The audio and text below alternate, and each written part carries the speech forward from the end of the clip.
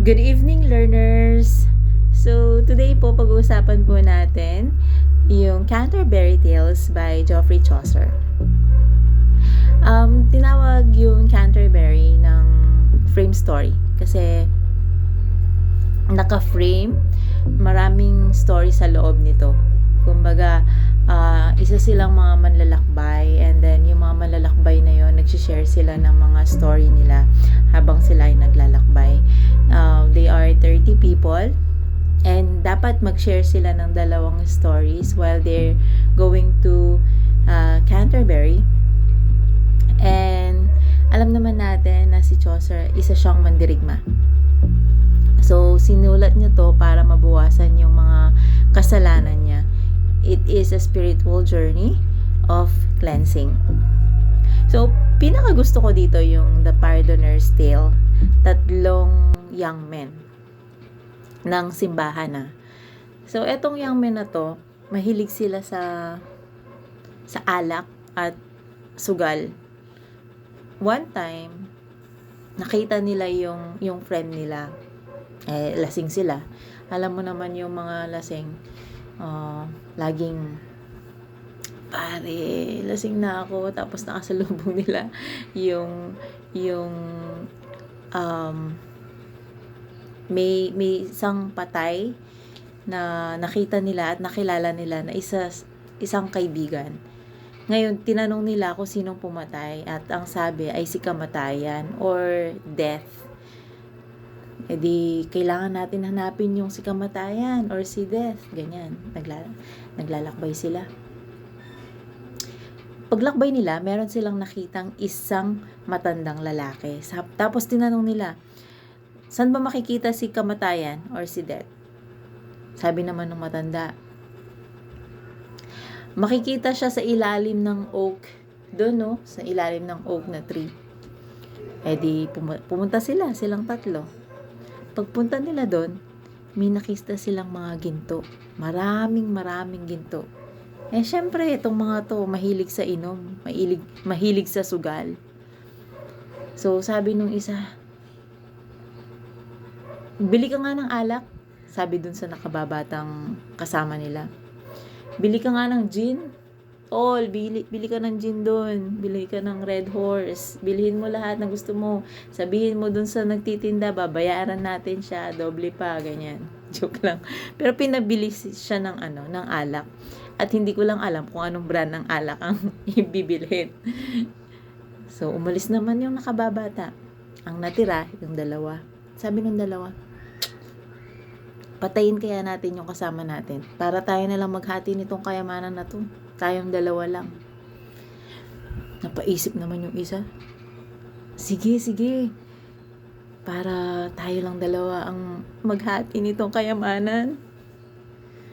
So, bago dumating yung inutusan nila, naisip din niya na patayin yung dalawa para siya lang ang makinabang ng ginto. Para wala siyang kahati. Bumili siya ng lason at nilagyan niya ng lason yung alak na daladala niya. So, pagdating niya doon sa ilalim ng oak, pinatay siya. So, wala. Namatay na siya. Kawawa naman. Then, nagkasiyahan pa tong dalawa. Sabi niya, tayo na lang dalawa maghahati ng kayamanan. Inom pa more. Alak pa more. Mamaya, bili tayo ng marami. So, ang nangyari, patay din sila. So, tatlo silang lahat ay patay. So, ano ba yung lesson ng kwento na to? So, greed is the root of all evil. So, I do believe in that. Kasi napakagahaman nila sa kakahanap nila kay kamatayan or death, iba ang nahanap nila. Hindi literal na tao yung nahanap nila, kundi yung nahanap nila yung kasakiman. Okay? Yung naging ganid sila sa pera. Although, napaka-importante naman talaga na may pera yung isang tao.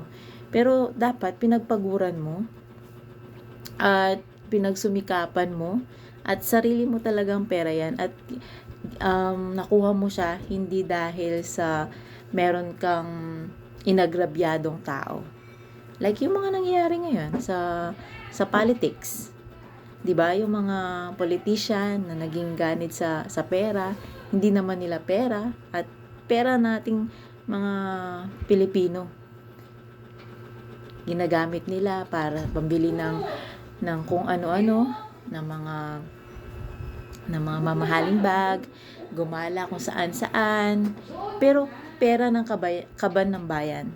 So, ano ang magandang dapat maisip nila? Ang daming naghihirap na mga Pilipino, ang daming nagugutom sa kalsada, ang daming nakakaranas ng hirap.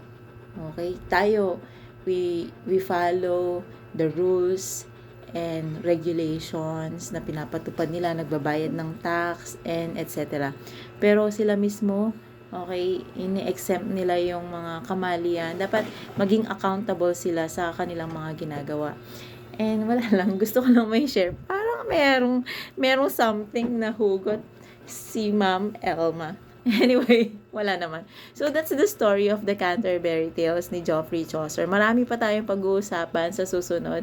And, yun muna yung mai-share ko sa mga gusto pang, alam mo yun, kasi sa LET, pag mag-i-exam, it's more on literature, mga ganyan. So, para maging aware lang tayo kung eto yung The Pardoner's Tale. It's tatlong young men, tauhan sila ng simbahan, and mahilig sila maglasing at magsugal. So, yun yung ginagawa nila. So, lagi lang natin tatandaan na greed is the root of all evil. And that's all for today's. Bye-bye for now. God bless you. God bless you all. Thank you.